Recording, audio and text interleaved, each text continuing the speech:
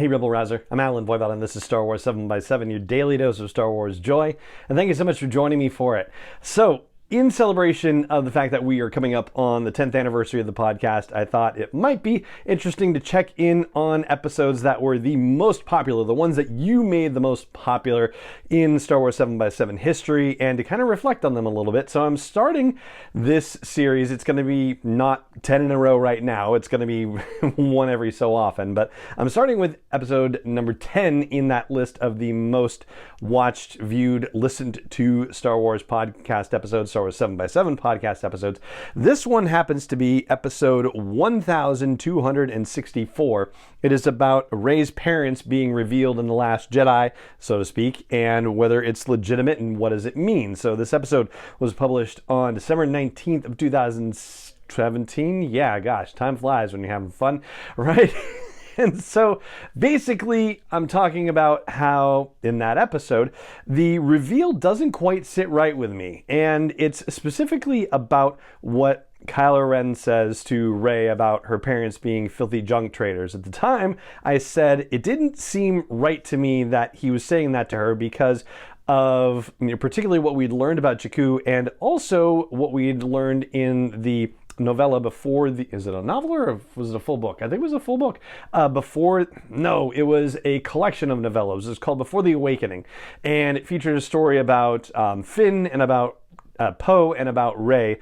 The story about Rey had a real tragic quality to it. It was about how she basically was finding parts for a ship, and as much as she didn't want to trust anyone, she ended up trusting some people to help build it, and then those people messed her over and they flew away on it and left her there. So my thesis at the time was that it was really hard to just get off of Jakku, and that you had to have a ship, you had to have something in working order, and it was really hard to potentially build something in working order, basically. So, as a result, my theory was that they couldn't have just been filthy junk traders who sold her for drinking money, that they actually had to, have means of some sort, and that there was more to the story of why they would have left her there on Jakku.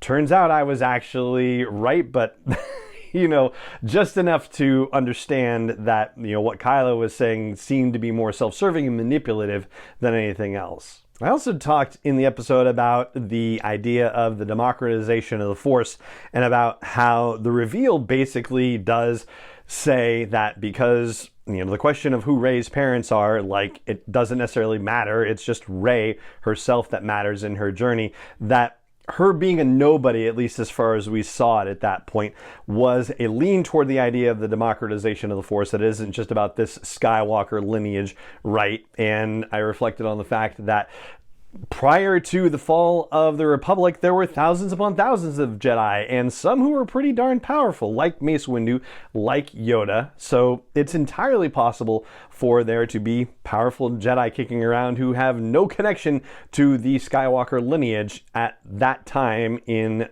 Star Wars history, in the sequel era. And for that matter, there was a bit that I actually, I'm embarrassed to say I amused myself on about how Luke's Jedi Academy wasn't necessarily accepting 12 students in 26 ABY and then another 12 students in 27 ABY and another 12 in 28 ABY. It wasn't this rolling admission thing where he was training a bunch of people.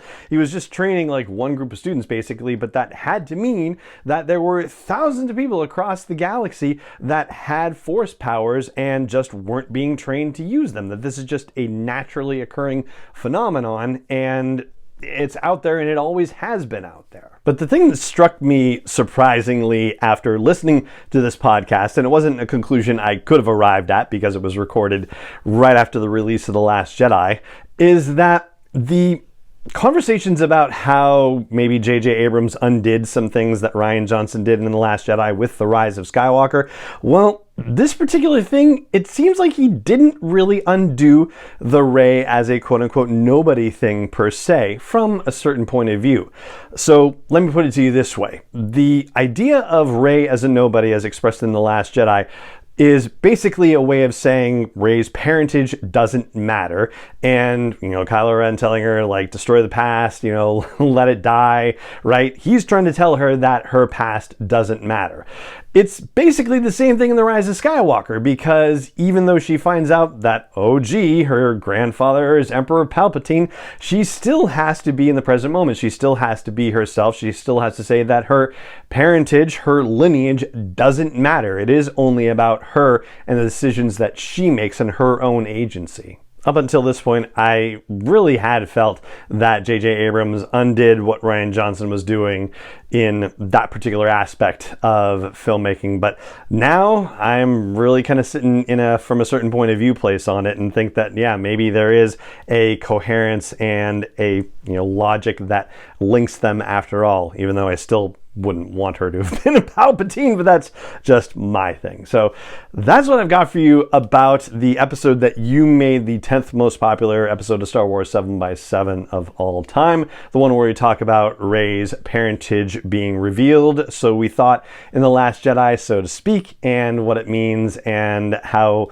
seriously we could take anything that Kylo Ren said about it. And that is going to do it for this episode of the podcast. If you have enjoyed the podcast, whether it's today or any time in the course of the last 9.5 years, then I hope you will consider helping get the word out about it. Even now, it still helps to get the word out about it. So please do consider sharing it with your friends and family and other Star Wars fans you know in person or through social media. It really does help make this podcast possible. Also, please consider leaving a rating or review on your app of choice, and consider subscribing or following, depending on what they call it, on your app of choice. And it just remains for me to say thank you so much for joining me for this episode, as always. And may the Force be with you, wherever in the world you may be. Star Wars 7x7 is not endorsed or sponsored yet by Lucasfilm Limited, Disney, or 20th Century Fox, and is intended for entertainment and information purposes only. Star Wars, the Star Wars logo, all names and pictures of Star Wars characters, vehicles, and any other Star Wars-related items are registered trademarks and/or copyrights of Lucasfilm Limited, or their respective trademark and copyright holders. May the Force be with them. All original content is copyrighted by Star Wars 7x7. We hope you love it.